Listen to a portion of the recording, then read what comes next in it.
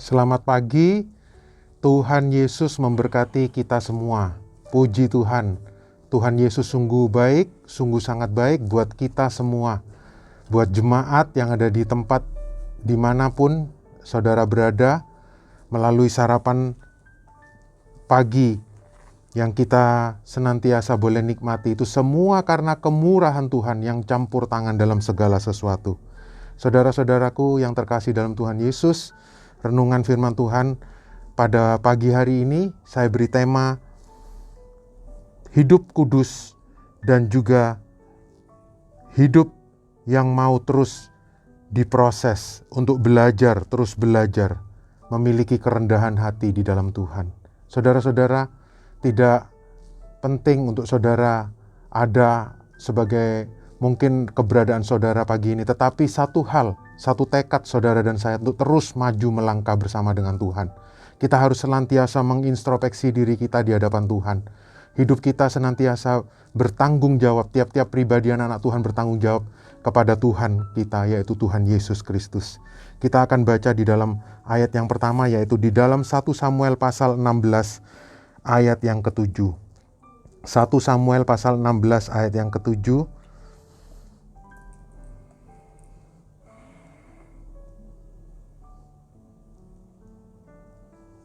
Tetapi berfirmanlah Tuhan kepada Samuel, janganlah pandang parasnya atau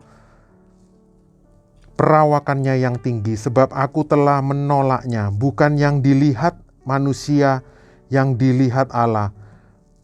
Manusia melihat apa yang di depan mata, tetapi Tuhan melihat hati. Pada saat Allah memilih Daud, di antara sekian dari saudara-saudaranya, ayahnya telah memperhadapkan semuanya itu kepada Samuel. Tetapi satu persatu, bahkan sampai anak sebelum sebelum Daud sudah ditampilkan, tetapi Tuhan katakan, Allah melihat hati. Apa yang dilihat manusia, mungkin manusia memandang muka dan paras perawakannya dari segi jasmani.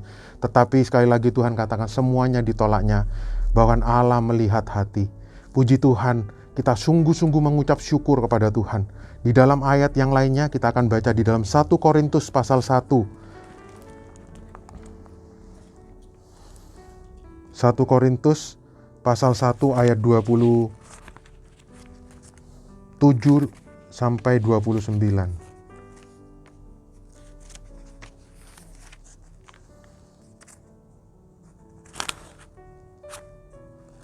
Tetapi apa yang bodoh bagi dunia, dipilih Allah untuk melakukan apa yang berhikmat. Dan apa yang lemah bagi dunia, dipilih Allah untuk memalukan apa yang kuat.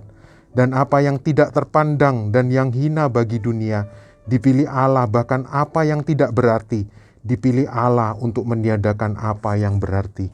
Puji Tuhan.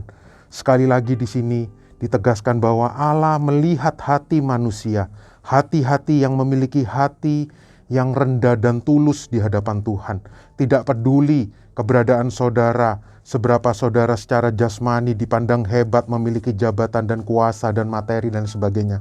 Tetapi sekali lagi Allah ingin, seperti tema yang saya tadi, judul daripada renungan pada pagi hari ini, memiliki hati dan kudus, dan hati yang mau dibentuk, diproses, memiliki hati yang rendah, tulus di hadapan Tuhan. Itu yang Tuhan cari kepada setiap anak-anak Tuhan. Puji Tuhan, ya saudara-saudara, hati-hati yang mau dibentuk. Tuhan katakan, apa yang bodoh, apa yang lemah, apa yang dipandang dunia mungkin sebelah mata, tetapi Tuhan ingin menjadikan anak-anak Tuhan yang senantiasa memiliki hati yang rendah, hati-hati yang mau diproses, hati-hati yang mau hidup kudus di hadapan Tuhan.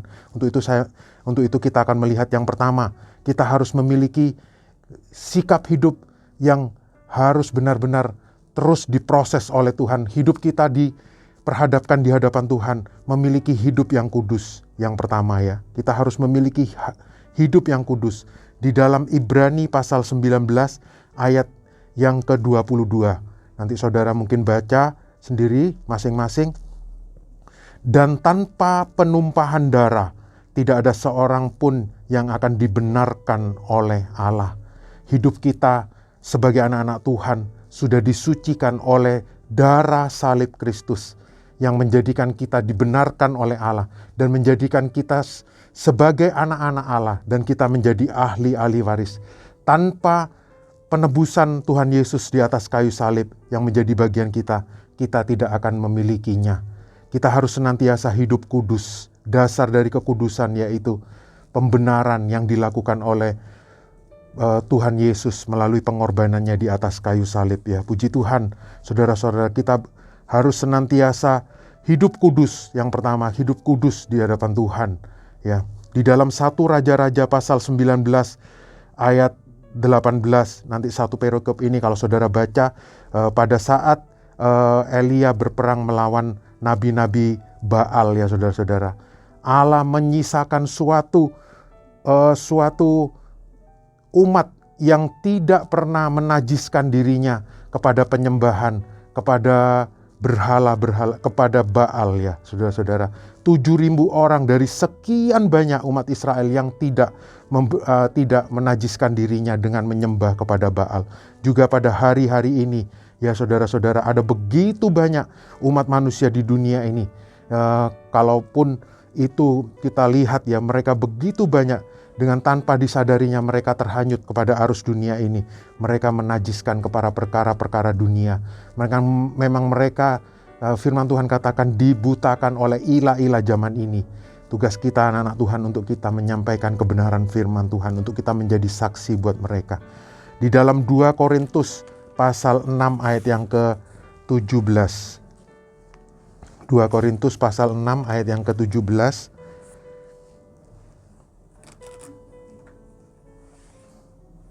Sebab itu keluarlah kamu dari antara mereka dan pisahkanlah dirimu dari mereka, firman Tuhan, dan janganlah menjamah apa yang najis, maka aku akan menerima kamu dan aku akan menjadi bapamu dan kamu akan menjadi anak-anakku laki-laki dan anak-anakku perempuan. Demikianlah firman Tuhan yang Maha Kuasa. Tuhan Yesus pun juga dalam doanya di dalam Yohanes, Tuhan katakan bukan berarti pada saat dia berdoa kepada Bapanya, bukan berarti dia minta supaya anak-anak Tuhan diambil dari dunia ini, tetapi untuk melindungi mereka dari yang jahat. Memberikan kita hikmat, kemampuan dengan pertolongan Roh Kudus kita keluar memisahkan diri kita dari kenajisan dunia ini. Apa yang dunia lakukan, sistem dunia dan segala sesuatunya, tidak perlu kita tiru. Kita harus keluar dari apa yang najis ya. Firman Tuhan katakan, kita mau memperbarui di dalam Roma pasal 12 ayat yang kedua juga katakan, berubahlah oleh pembaharuan budimu yang dikerjakan oleh firman Tuhan dan Roh Kudus. Kita mau itu juga terjadi buat kehidupan kita anak-anak Tuhan.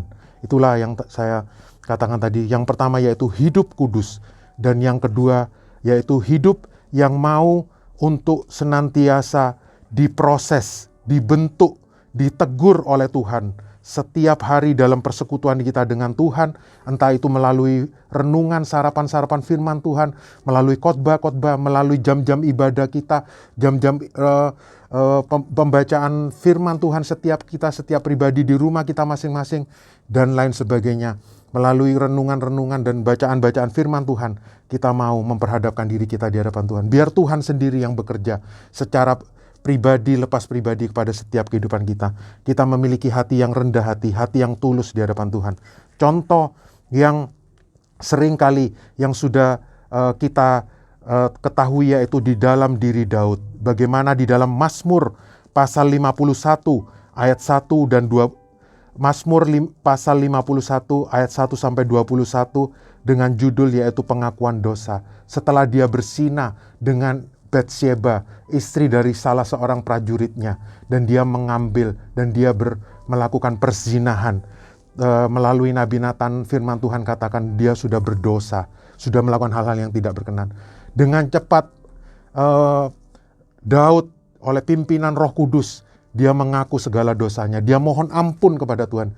Jangan ambil rohmu yang kudus daripadaku. Dia rela dibentuk. Dia rela diproses Tuhan. Inilah kerendahan hati. Firman Tuhan yang lain yang kita dapat baca di dalam Yakobus pasal 4 ayat yang ke-6 ya. Yakobus pasal 4 ayat ke-6. Yaitu Allah menentang orang yang congkak tetapi mengasihani orang yang rendah hati. Puji Tuhan. Di dalam Wahyu pasal 3 ayat 19 juga dikatakan, barang siapa orang yang dikasihi Tuhan adalah orang yang ditegur, dihajar oleh Tuhan. Barang siapa ku kasihi, dia akan kutegur, kuhajar. Karena itu relakanlah hatimu.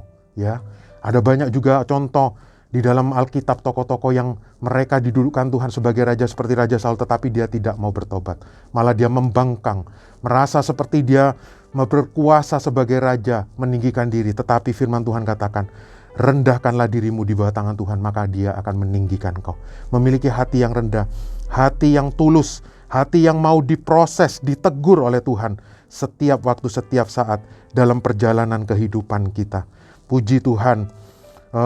Mazmur pasal 139 ayat 23 dan 24. Mazmur 123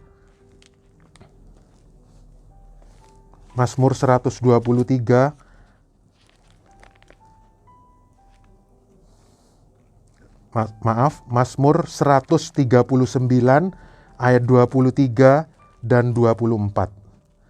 Selidikilah aku ya Allah dan kenallah hatiku. Ujilah aku dan kenallah pikiran-pikiranku. Lihatlah apakah jalanku serong dan tuntunlah aku di jalan yang kekal. Puji Tuhan. Biarlah di dalam hidup kita mau belajar seperti firman Tuhan katakan, kita memiliki hidup yang kudus. Kita yang sudah ditebus oleh salib Tuhan, oleh darah Yesus yang kudus dan mulia. Terus kita akan berproses dengan Tuhan. Kita akan terus dibentuk oleh Tuhan. Seperti firman Tuhan katakan, orang yang menanamkan dirinya seperti carang-carang pada pokok anggur, kalau dia ingin berbuat terus akan diproses, dibersihkan dan dibersihkan. Ya, firman Tuhan tadi katakan di dalam 2 Korintus, keluarlah, pisahkan dirimu dari kenajisan-kenajisan, dari kuasa kegelapan dan dari dunia ini. Dan yang kedua, kita mau terus berproses dengan Tuhan. Kita mau ditegur, kita memiliki hati yang rendah di hadapan Tuhan. Siapakah diri kita di hadapan Tuhan? Firman Tuhan katakan di dalam Matius, berbahagialah mereka yang lapar, mereka yang haus akan firman Tuhan, mereka yang berduka cita, dan lain sebagainya. Di dalam khotbah Tuhan Yesus di puncak bukit, ucapan bahagia ya, di dalam Matius pasal-pasal awal ya. Berbahagialah mereka kalau mereka lapar dan haus, mereka yang berduka cita, mereka yang telanjang dan sebagainya, mereka akan dipuaskan, mereka akan memiliki jawaban. Biarlah hati kita senantiasa dipenuhi hati-hati yang rendah di hadapan Tuhan. Karena satu janji firman Tuhan buat setiap saudara dan saya, Dia akan menjadikan jemaat Tuhan adalah suatu laskar yang luar biasa. Di dalam Yehezkiel dikatakan, pada saat tulang-tulang itu mati berserakan, tidak memiliki kulit, tulang dan otot dan sebagainya, mereka adalah kering di hadapan Tuhan karena mereka tidak memiliki firman dan Roh Kudus. Tetapi pada saat mereka sudah ditumbuhkan memiliki daging-daging dan kulit dan otot, tapi mereka belum memiliki roh.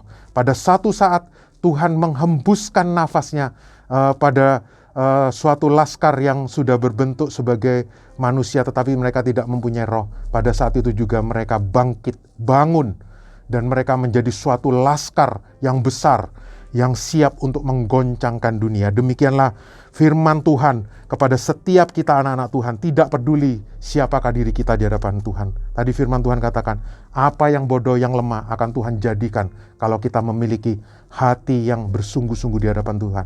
Hati yang rendah, hati yang mau diproses, dibentuk, hati yang senantiasa mau diproses untuk hidup kudus di hadapan Tuhan. Kita akan dijadikan suatu laskar dengan firman Tuhan, karena Tuhan katakan, manusia hidup bukan dari roti, tetapi dari setiap firman Tuhan dan dari Roh Kudus. Roh Kudus, tanpa roh kita ada seperti daging-daging yang mati, daging-daging yang tidak berdaya, daging-daging yang tidak ada kekuatan apa-apa, tetapi dengan Roh Kudus akan membangkitkan suatu jemaat. Dia akan mempersiapkan suatu jemaat yang kudus, imamat yang rajani, yang telah memanggil kita keluar dari kegelapan menuju kepada terangnya untuk memberkati orang lain. Firman Tuhan ayat firman Tuhan yang terakhir yaitu di dalam 1 Petrus pasal 2 ayat yang ke-9. 1 Petrus pasal 2 ayat yang ke-9.